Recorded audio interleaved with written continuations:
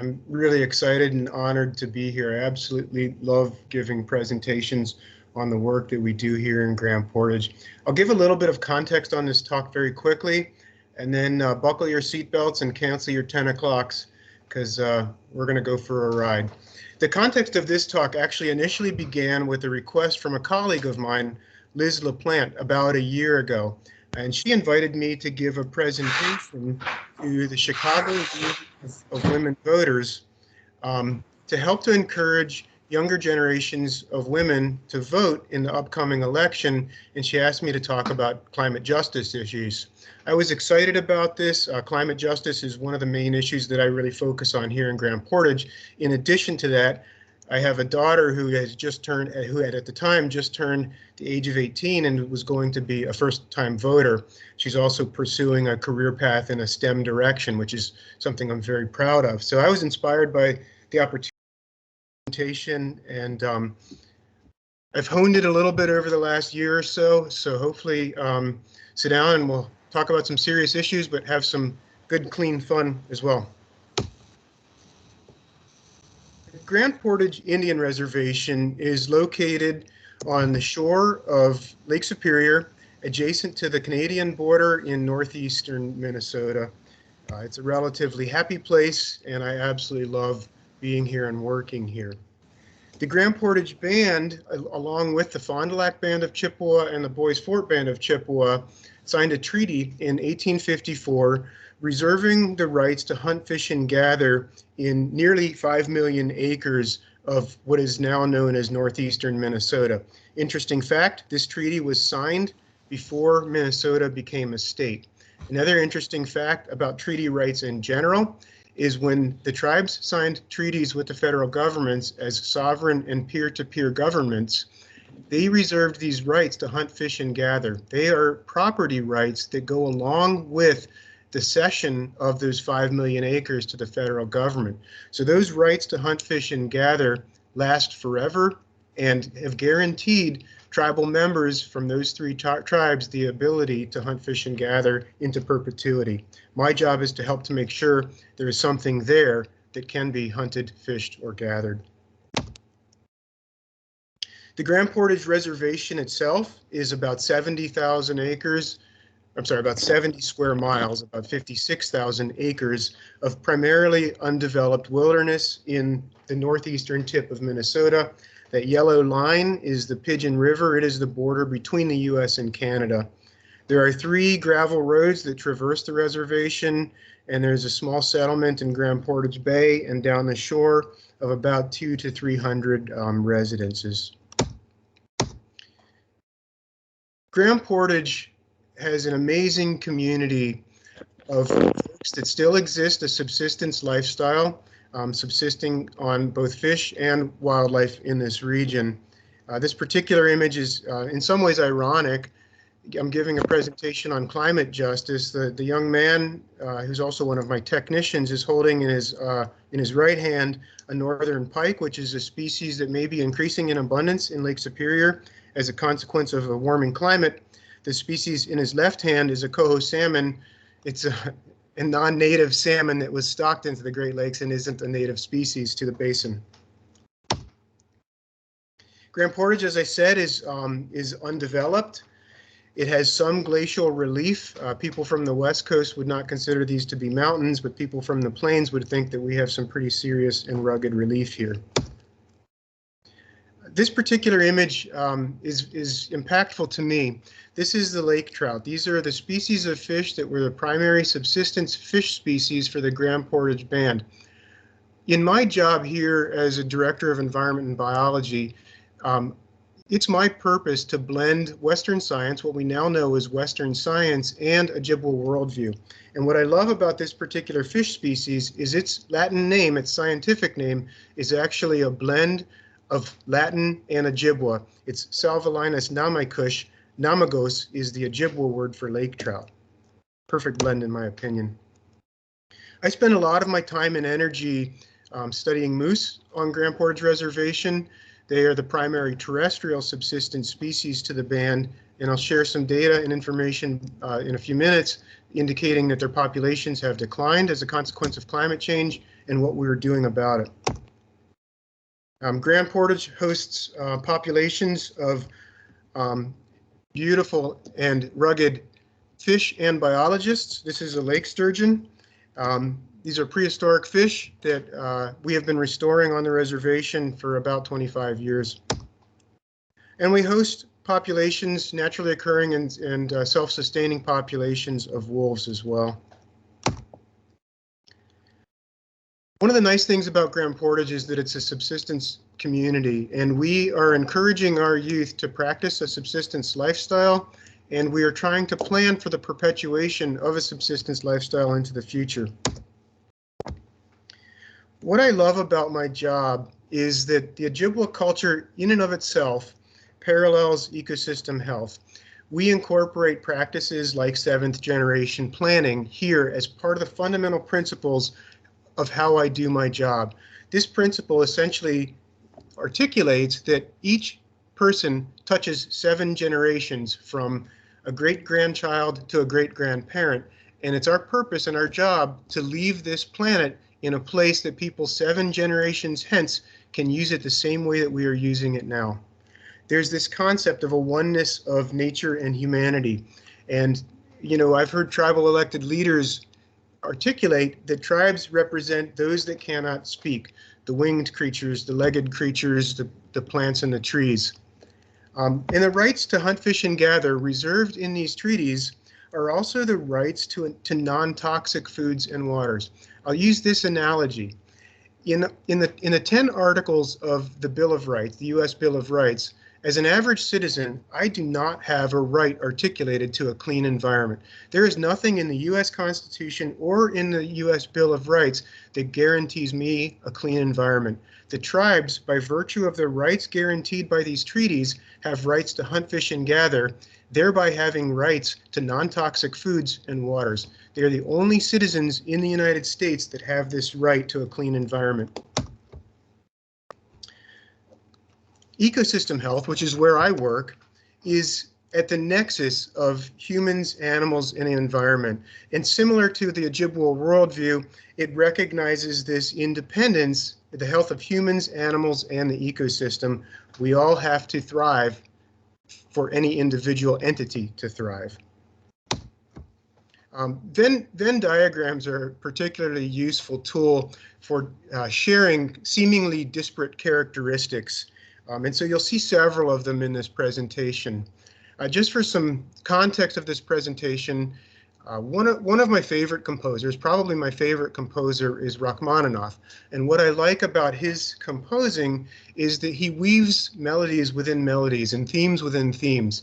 And some of my slides tend to do the same thing. I live my life in the same way that Rachmaninoff composed his music. So sometimes I may refer to the text on my slides.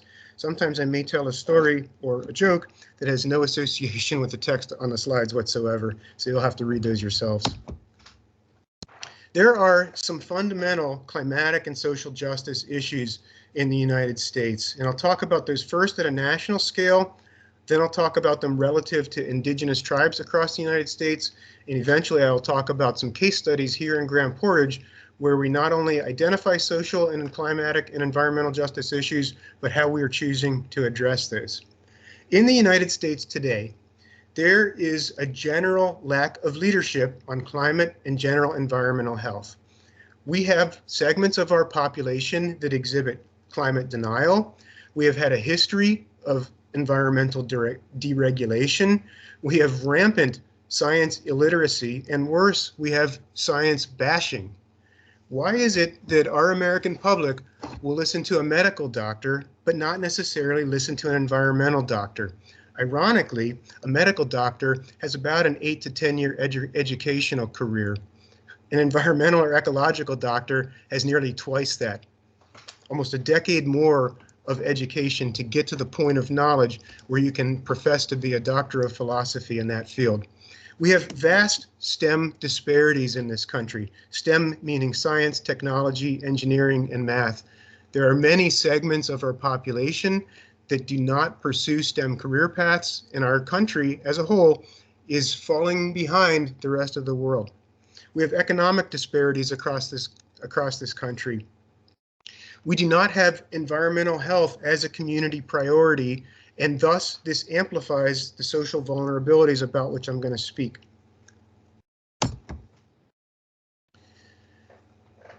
The tribes, through their treaties with the federal government, have a right to clean air, clean water, and clean food.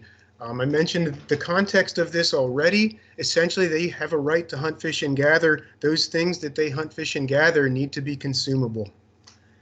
The federal government, through signing of these treaties, has what is called a federal trust responsibility. The federal government has a responsibility to ensure that those things that are hunted, fished, and gathered are not degraded to the point that those treaty rights can't be exercised.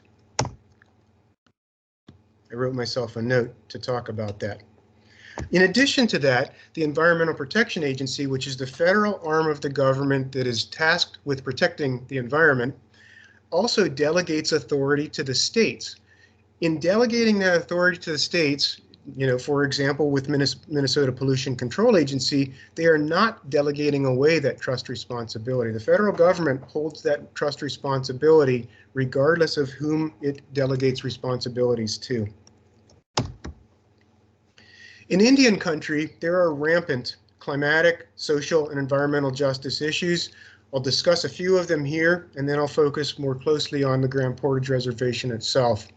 There are health and asthma disparities in Indian country. Indian tribes and Indian people are much more subject to respiratory illnesses such as asthma, allergies, chronic COPD, and emphysema. And if you look at wildfire frequency in the United States, and in particular in the West Coast and the West Coast tribes, it's increasing radically as a consequence of severe droughts. Asthma issues are increasing over time. There are economic consequences of climate change. We have sea level rise occurring across our coasts. Many of the tribes in the United States are located in coastal areas. Swinomish, Quinault, Makah tribes out west. Many of the Alaska Native tribes are losing their reservations and their homelands due to sea level rise and to storm surges associated with sea level rise. There are environmental toxins in subsistence species. There are legacy and emerging contaminants. We see mercury and fish consumption advisories, PCBs, chemicals of emerging concern, that's what CECs stands for, and some of the flame retardants, the PFOAs and the PFOSs. Many of these contaminants are legacy contaminants. Many have the potential to affect both animal health and human health. We have mining issues in the United States, which leads to mercury loading in the atmosphere and in biota. We have acidification of water bodies. We have risks to wild rice stands. There are wildlife and zoonotic diseases that are increasing as a consequence of climate change. I'll give an example of chronic wasting disease in just a couple of minutes. There are climatic and biodiversity issues associated with an increasing climate. We're seeing declines in wildlife worldwide. We're seeing declines in fisheries stocks also worldwide. This affects the ability of subsistence cultures to actually subsist. There are air quality issues if you look at wildfires and uranium mining in the Navajo Nation. And there are extreme weather issues such as tornadoes and hurricanes that affect many of the tribes in central United States and southern United States. Some of these justice issues affect mental health. This young man went to Head Start with my daughter, same age as my daughter. He grew up here on the reservation. He was a community icon. We brought him into our agency as a mentor student and 2 or 3 different times as an intern. It was our goal to help to introduce him into a career in natural resources. Mental health is affected by climate justice, by social justice, by environmental justice, and by a history of oppression and loss of culture of Indigenous people. This young man, shit, I can never make it through this slide. This young man took his life about a year ago.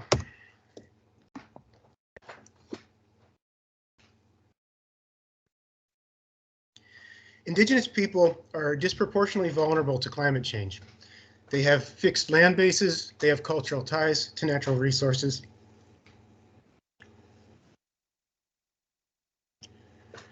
And they exhibit subsistence lifestyles.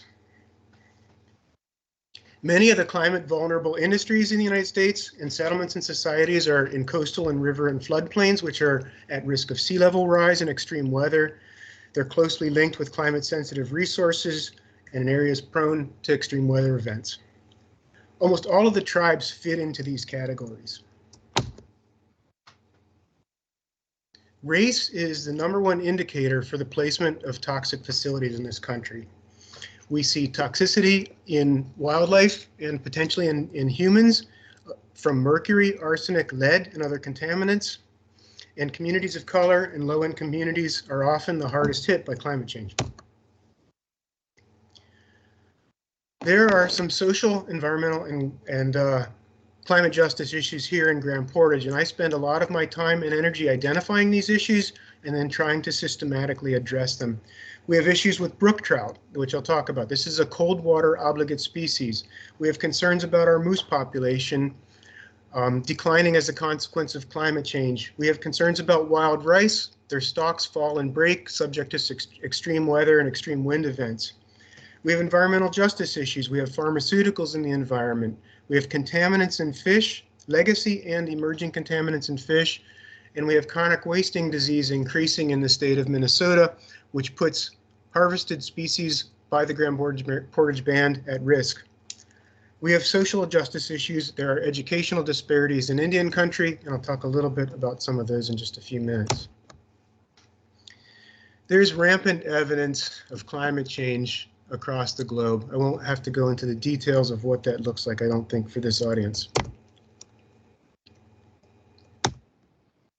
In 2008, the Grand Portage Band began, in my department in particular, began an exercise to develop a strategic plan to identify vulnerabilities associated with climate change and to develop a strategic plan to adapt to climate change. I led that project. It began in 2008. I think we completed it in 2014.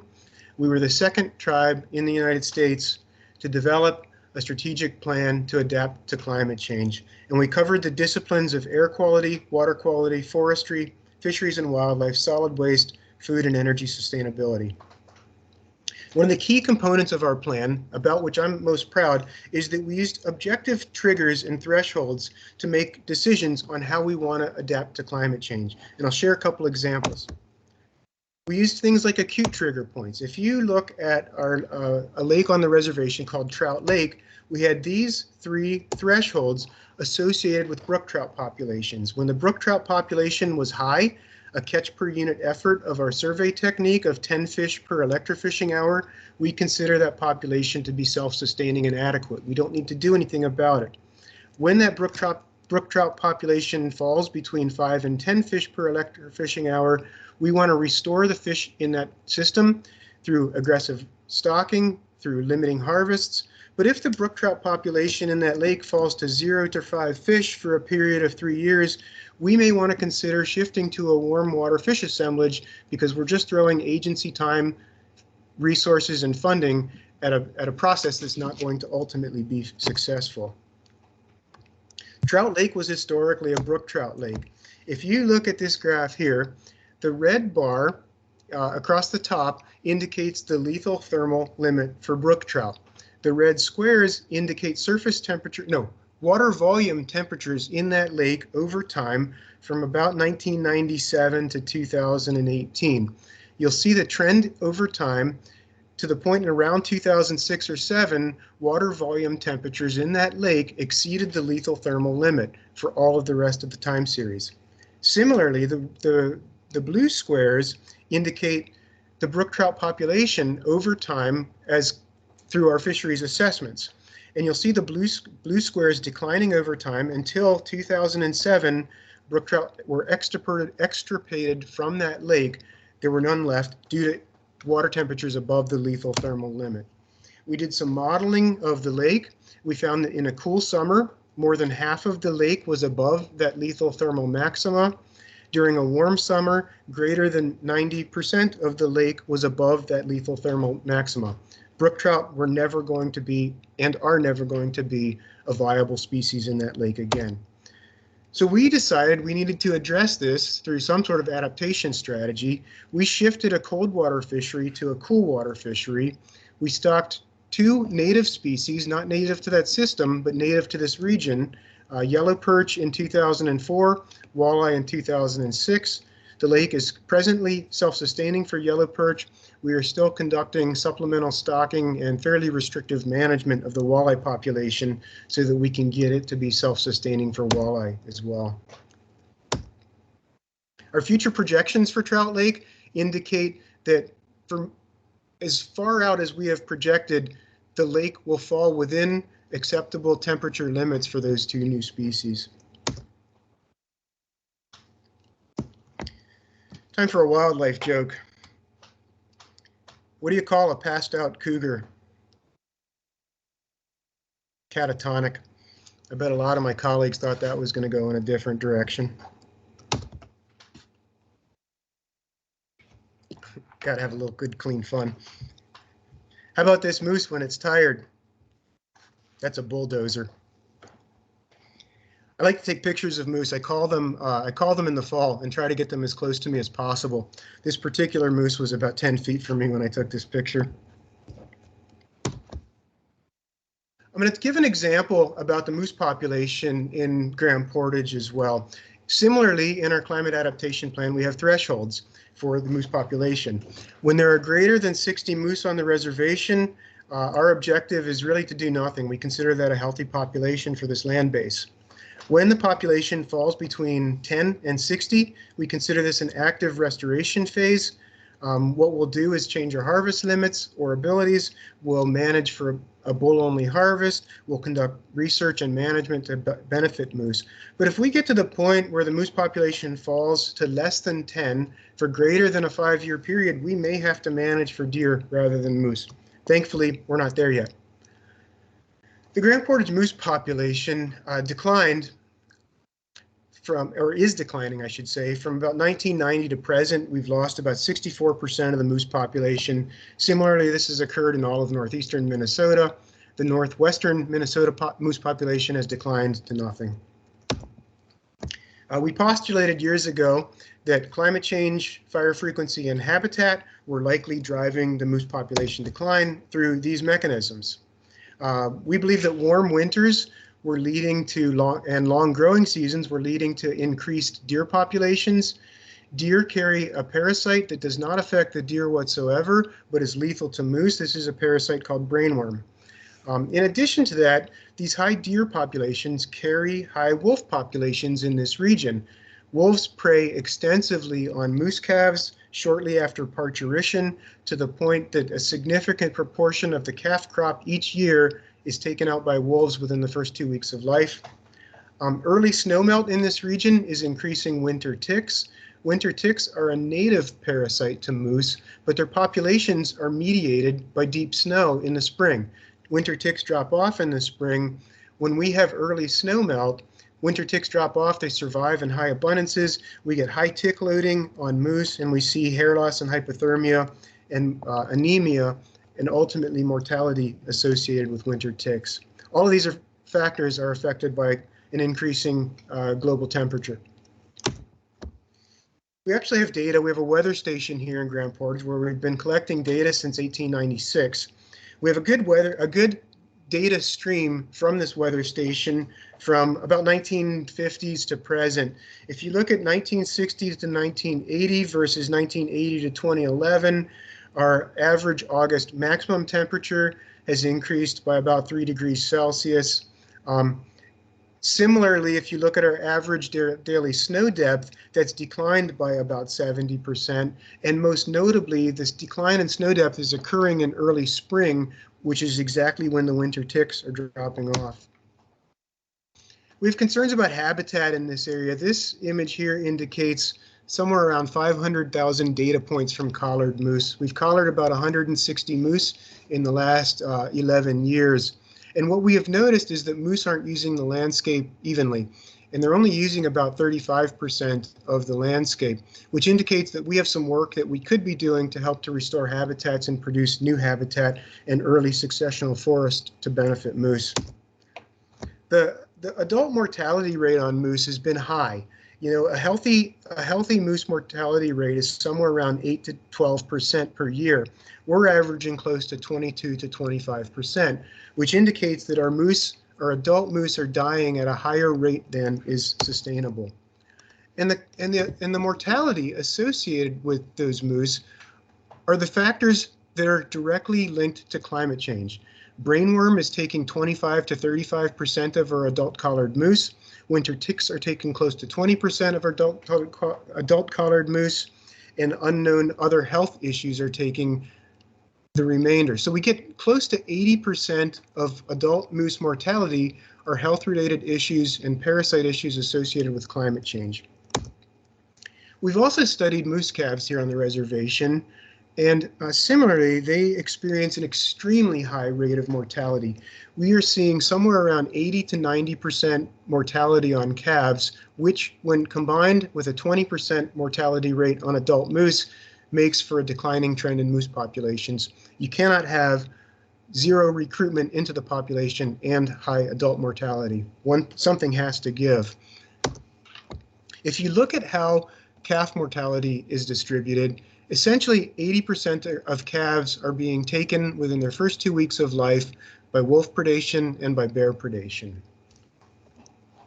As I mentioned, wolf populations in this region are generally high because they tend to correlate with high deer populations. Unfortunately, in early spring when calves are born, they are the easiest thing on the landscape to eat, so the encounter rate with wolves is high and they take most of the calf crop. In Grand Portage, we're fortunate that we can use management tools to help to address the moose population declines. Because 50% of the calves were getting taken by bears each year, we actually implemented a spring bear hunting season to go along with our fall bear hunting season. What we discovered was by nominally increasing our bear harvest by 17 to 20%, we were actually able to get a significant increase in calf survivorship during that same time frame. I think also if we experiment with some wolf management on the reservation, we may actually see a meaningful release on wolf predation as well, allowing some calves to recruit into the population. These can be contentious issues with society at large when you talk about predator management, but we have to make a decision as a society. If we want to restore moose, we're going to have to make some difficult decisions that may include things like predator management. If you look at this trend over time, after 2016, when we implemented the spring bear season, we did not see any bear predations at all for a 3-year period. This changed a little bit during the pandemic when we didn't have a spring bear hunting season, and we did see a small amount of bear predation during that year. Things we can do as managers: we can produce new habitat, we can manage deer populations effectively in this region, and we can consider some tools like predator management. Chronic wasting disease is an interesting one. I consider this a climate justice issue, but also an environmental justice issue. Chronic wasting disease is increasing in the United States, and in particular in the Midwest. This image here shows the entire United States. The pink areas are areas in which chronic wasting disease has been discovered. The gray area across the Great Lakes are the ceded territories. These are the territories reserved by the Midwestern tribes to hunt, fish, and gather. You can see that chronic wasting disease is causing risk to subsistence hunting in these ceded territories. I started a project, I think 2 years ago, to start conducting chronic wasting disease surveillance in Midwest Indian country in the states of Minnesota first, but also I've added to this Michigan and Wisconsin. The logos here are most of the partnering tribes that we have working on this project. We're trying to exhibit some leadership with chronic wasting disease in Indian country, and I think we're making some progress. A lot of agencies nowadays have GIS specialists, but I don't know if you've ever met anybody that was too literal. I asked our GIS specialist what are the top 12 states to live in the United States. This is what she sent me. Actually, our GIS specialist is really quite good, and she did develop these two maps for us. This shows chronic wasting disease indicated by pink and historic Indian country in the Great Lakes in the Midwest. The tan colors here are the current seeded territories, and again, the pink are the chronic wasting disease positive locations. Of concern are the 3 blue spots. These are the newest chronic wasting disease positives found in Minnesota, one of which was found exactly between White Earth Reservation, Red Lake Reservation, and the Leech Lake Reservation. The goals in this particular project were to develop consistent chronic wasting disease surveillance for tribally hunted species. We really wanted to limit the workload, the administrative burden, and the costs for tribal natural resources departments. We wanted to encourage tribal hunter participation, which has not always been very easy to do. We wanted to reduce lead toxicity in humans and in animals. And we wanted to continue managing the spread of chronic wasting disease because not just deer are at risk, moose and other cervids are at risk as well. Our goals were to develop a regional tribal wasting disease, chronic wasting disease surveillance program, and I'll talk about how good a job we did at that. Lead toxicity in humans and wildlife is an important issue, and so we offered our tribal hunters an incentive to submit deer heads for testing. We offered them copper bullets in exchange for deer heads. Lead fragmentation in wildlife is a significant issue and can cause lead toxicity and developmental issues in kids. We began surveillance over the last 2 hunting seasons. We've incentivized our head submissions and we're having some success.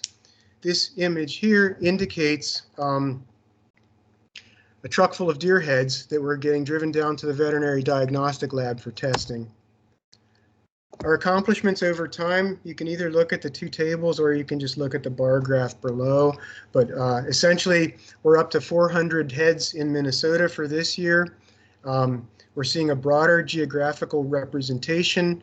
About 70% of the regional tribes are now participating in this program. There are new tribes now receiving funding. And we're seeing improved communication and notification from the states and the feds, which has been an ongoing issue for tribal natural resources professionals. We are running into some challenges with this work. We're seeing issues related to scaling. As we have quadrupled the number of submissions in a 1-year period, we're having trouble storing deer heads to get tested, running out of freezer space, running out of room in trucks, etc. We're having some supply chain issues and some struggles with our incentives.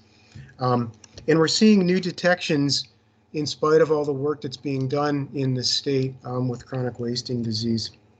Talk about some environmental justice issues. If you look at this image here, this shows the biomass of all species of fish in 3 of 5 of the Great Lakes from about 1988 to 2017. There has been about a 90%, 85 to 90% decline in fish biomass across all 5 Great Lakes. Each lake, ironically, has come up with a different explanatory mechanism, but to me this looks like a broader scale environmental issue or environmental phenomenon that's going on. And this begged the question for me, are there contaminants that could be driving some of the declines in fish stocks and some of the declines in recruitment of young fish? I worked with some colleagues and I've learned a few things over time. Dosing an experimental lake with 5 parts per trillion of birth control hormone, ethinyl estradiol, caused the entire minnow population to collapse. 5 parts per trillion is a tiny dose, and we have seen similar doses in the environment. 30 parts per trillion of the antidepressant fluoxamine triggers immediate spawning in freshwater mussels. Fish behaviors are altered at exposures to 1 part per trillion of that same human birth control hormone. Not only does it change their reproductive characteristics, but it changes their behaviors as well. And a recent study just came out that crayfish exposed to antidepressants at environmentally relevant doses like we find currently, exhibited lack of risk aversion that increased their rates of predation. For these reasons, I was concerned and am concerned about pharmaceuticals in the environment. So we conducted a study in 28 water bodies near and around the Grand Portage Reservation and in the 1854 ceded territory. We collected 2 species of fish that were used inland for subsistence, walleye and yellow perch. We collected 2 species of fish from Lake Superior, lake trout, and Lake Cisco. The highlights of this work are that contaminants of emerging concern may affect the sustainability of subsistence foods. We found 117 different pharmaceuticals in waters, sediments, and fish that we tested, and we found contamination at extremely rural and completely undeveloped locations. Another Venn diagram. This shows the juxtaposition of some of these pharmaceuticals in the different media that we tested.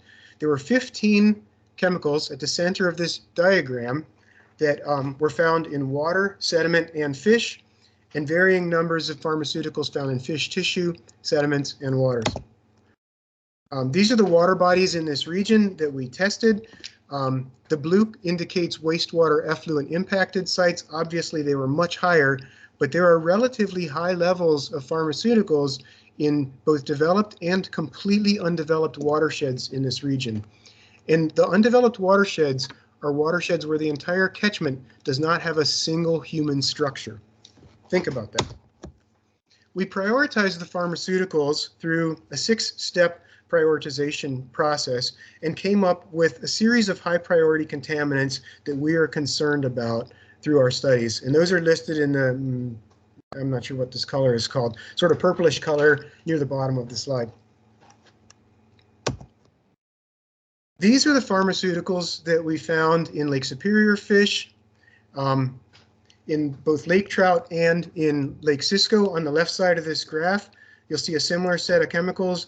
Several or many of these are chemicals that we consider to be high priority contaminants.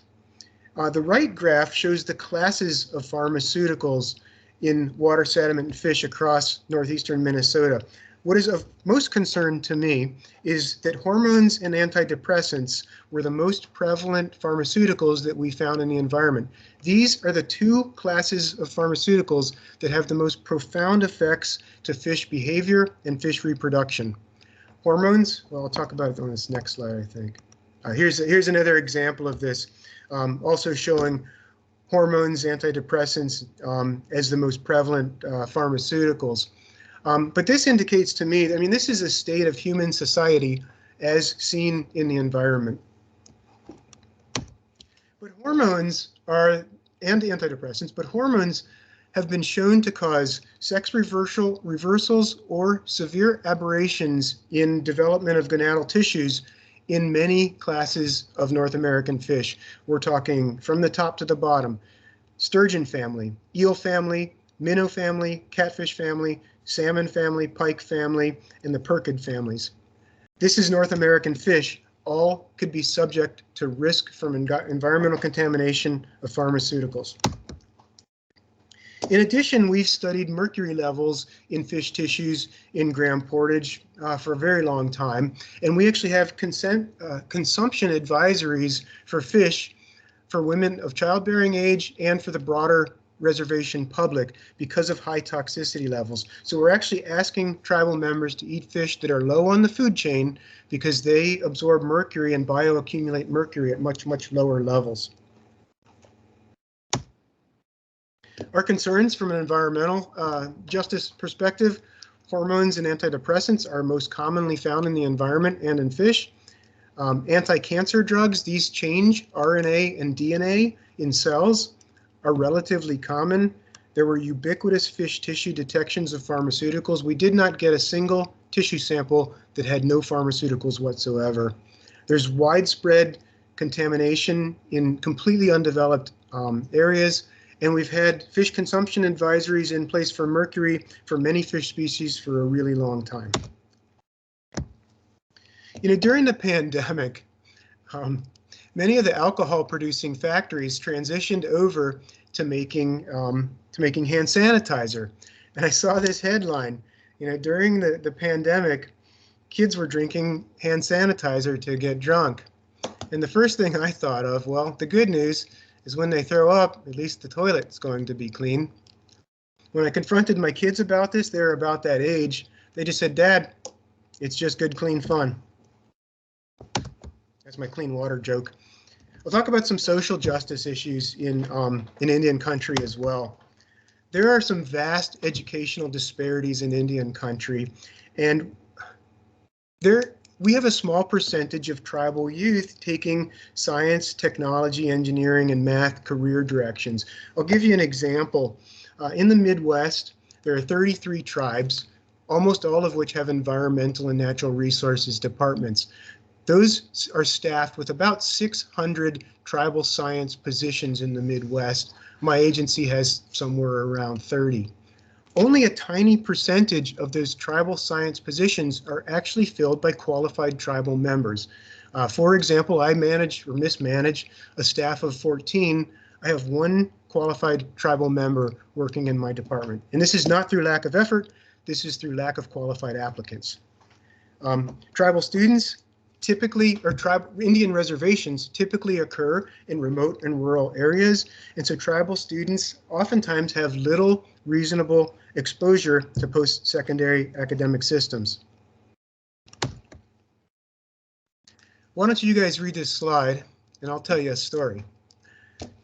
I have a sister that a few years ago worked at a Montessori school. I'm not sure if anybody here in this audience is familiar with Montessori schools, but they're basically preschools for children that really offer a really nice educational experience. These preschools cost about $40,000 a year to send your kid to a Montessori school. And this is about the annual salary of someone on an Indian reservation, just for context.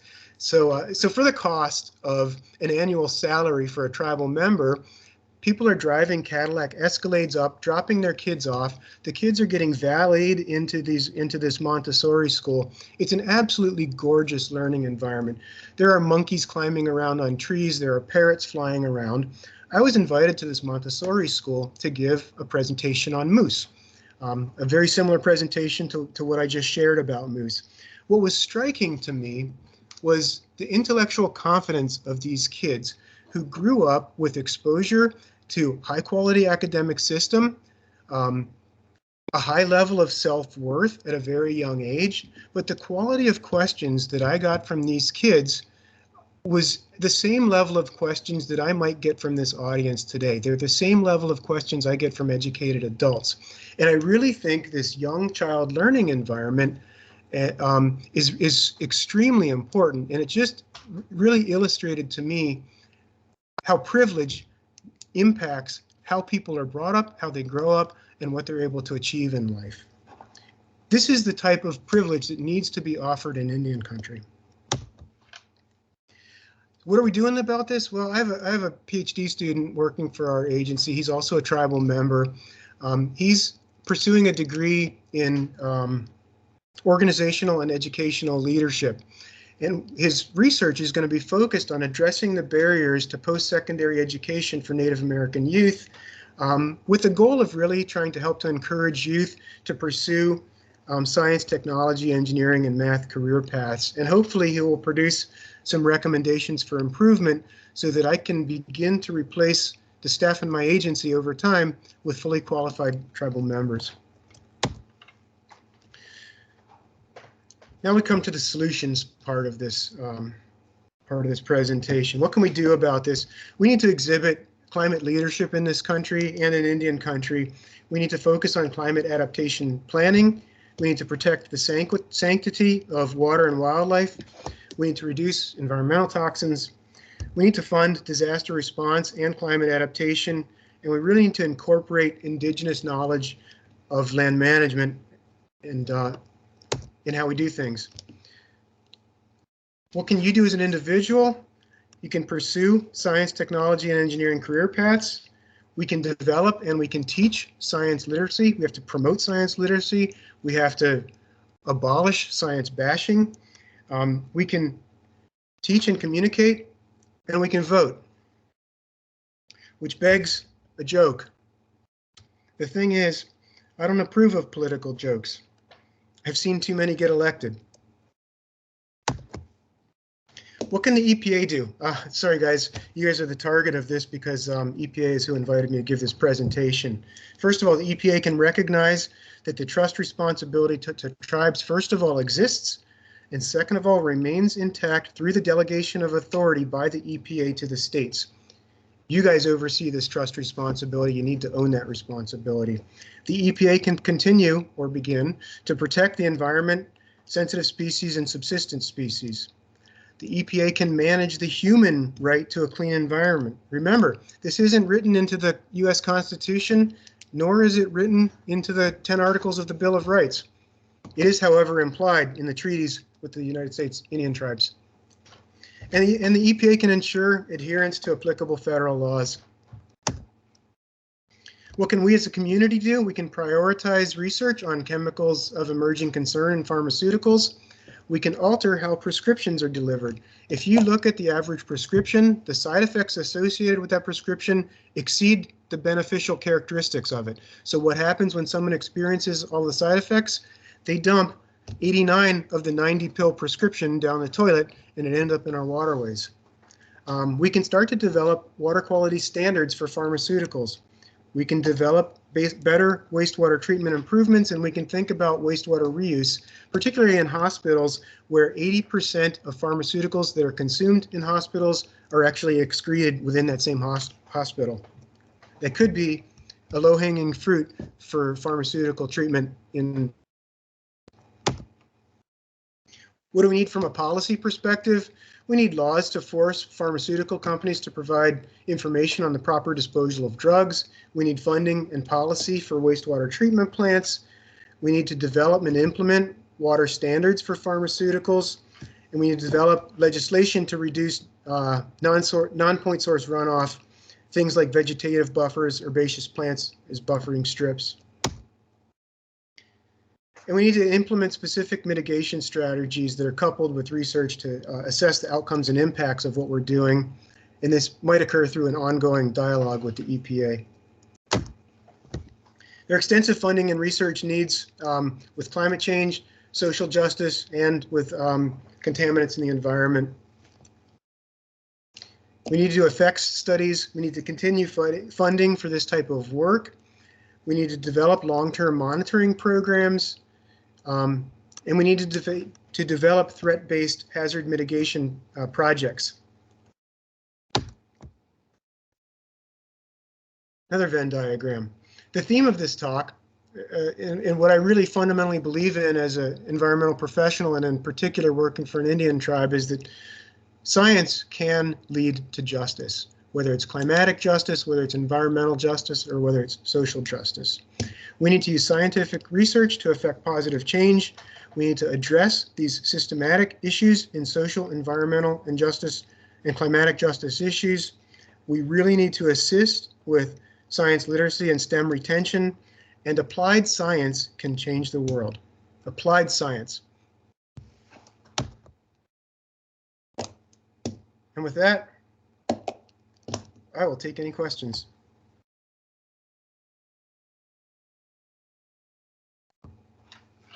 Wow, Seth, thank you very much. You told us to buckle up and hang on for the ride, and yeah, you gave us quite a ride, so I appreciate it. I'll start with a question. Sure. With all of these challenges that you wake up with every day and concerns, and how do you personally and working with your staff, how do you prioritize what you're going to work on each day? Wow, what a fantastic question. I'm going to give you the honest answer first, and then I'll give you the philosophical answer. The honest answer is crisis management. whatever grant report is due at the time, at the moment, that's what I focus on. No, I really look through these filters of how can I promote and maintain subsistence species on the landscape. That is my primary filter for what I do as a director of environment and biology. And so I'm looking at long-term 7th generation planning for a subsistence lifestyle. That's my overall filter and vision And, you know, I pointed out that we've identified some social and environmental justice issues, but I also feel like we have a plan for how we want to approach those things as well. Mm-hmm. Thanks. I see Val has a question. Hi, Seth. Great to connect with you again. That was an awesome presentation. Thank you so much. I see you leaning close to your computer, so I'll talk louder. Yes, thanks. It was very quiet. Okay. I have a new setup here and I'm still getting used to it. Back to moose management and predator population management. Maybe I missed this because it was a little fast, but do you also monitor your predator population so you can try to balance that? When do we need more predator control versus not, kind of thing? Absolutely. Thanks for asking that question. We monitor essentially every mammalian species on the reservation with annual standardized assessments. And we actually are collaring wolves, bear, deer, and moose here on the reservation and have been doing so for about a decade. I think we're somewhere like 130 wolf captures over time. And what we do with those collared wolves is we fly them every year and count packs associated with our collared animals. So we actually have a very good handle on what our annual wolf population is, what our annual moose population is, what those predation rates are, and we can actually do bioenergetic calculations on how many calories those wolves need. And then we've done diet studies so we can actually calculate how many calories they're taking from moose. So, so thank you for the question. We do monitor these things. And when I talk about predator management, I'm not talking about predator decimation. I'm talking specifically about predator management. If we tweak the wolf population down by a quarter, let's say, will we see a release on the moose population? And that's how I would promote doing it, is in an experimental fashion. So thank you for the question. Okay, that's a great answer. And I figured you were doing something like that, but it's great to hear the details and how you nuance that and balance it and test it experimentally. Yep.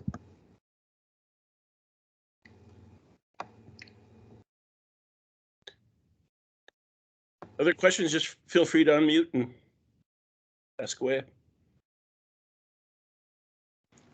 Hey, Seth, this is Heidi Rantala at Minnesota DNR. Hi, Heidi. And,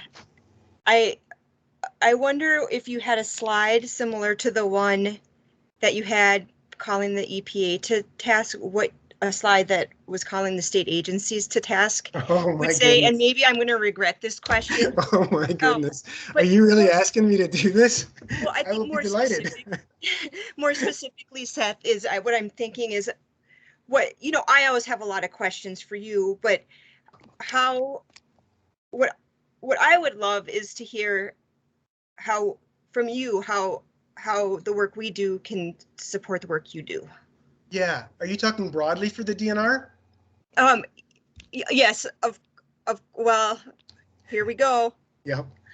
No, it's okay. I'll take this. I'll take this at a big picture level, and I'll start with, we do have annual conversations with the commissioner and her executive leadership team, and those of you who know my personality, I'm not shy about bringing up any particular issue if I feel like it needs to be addressed. So we talk about things like, can we set aside a significant portion of core moose range to do holistic moose management, to do things like generating new habitat, dabble in predator management, extensive management of deer populations so we can reduce these vectors that affect the moose population as a whole. I'll talk about things with the DNR like, we need to manage chronic wasting disease because it has impacts to a subsistence lifestyle. We need to be much more aggressive in the CWD positive areas to control the spread of that disease because it's going to affect tribal people across the entire country. We'll have conversations about invasive species. We'll have conversations about shifting these cold water obligate trout systems in the 1854 ceded territory to warmer water fish assemblages, because I can assure you, every one of those cold water obligate lakes is toast. Well, boiled fish, I should say. Thanks, Heidi.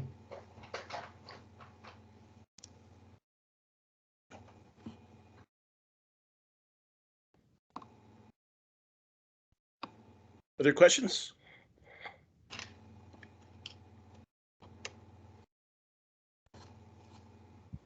So are we gonna all start a movement for a change to the Bill of Rights to add the right to breathable air and drinkable water Oh, and so forth? it is so needed. It is so needed. I mean, that really is the responsibility of the EPA currently, but really only under two acts, the Clean Water Act and the Clean Air Act. Pretty limited in scope, in my opinion. But yeah, that's really what needs to happen. I see there's another hand raised. I can't quite see who it is. But go ahead and ask a question. Hey, Seth, this is Jay Glaze. Hey, Jay. How you doing? Hey, really liked your show, and thanks for bringing up the whole idea of science illiteracy as a societal ill. A lot of people for a long time have been kind of blaming scientists on the lack of being able to communicate science to the general public, but I've always argued that it's kind of not really true. I guess there is some difficulty in communicating certain things, but how do we get to emphasizing to the broader public that it's really about science and literacy? It's a tough one. Yeah, I agree, Jay. And it's always striking to me that, there are a lot of rigorous pathways and professions, but science is one. I've dabbled in carpentry. I run a couple rental properties. You have to pay attention to detail, and there's a steep learning curve with carpentry. Well, the same thing occurs with science. The same thing occurs with attorneys. The same thing occurs in the medical practices. But for some reason, science seems to be subject to a disproportionate amount of bashing, despite the level of rigor associated with it. What I think is a good direction that I'm seeing lately are these science transfer journalists. And I've worked with a number in my career here, and I'll continue to. There are folks that understand science and are able to communicate it effectively to non-scientists. They're these liaisons between scientists and lay people. And I really think we need to work with them, recognizing our own inherent inabilities to communicate effectively, but taking advantage of those folks that have that gift. I think that's one direction, but I think there needs to be a broader movement to really support science in general, given that it's so fundamental in everything that we do and is an absolute requirement for how we're going to move forward with this world. I'll suggest that 5 days a week of learning in early childhood education would be a start. Yeah. Because science is seen as kind of an additional subject when I think it should be daily. Agreed. Seth, I'll comment. A couple years ago at the St. Louis River Summit, we had a table discussion with some local reporters. And I think it established a lot of really good relationships with some scientists connecting with those reporters, and led to some good stories after that.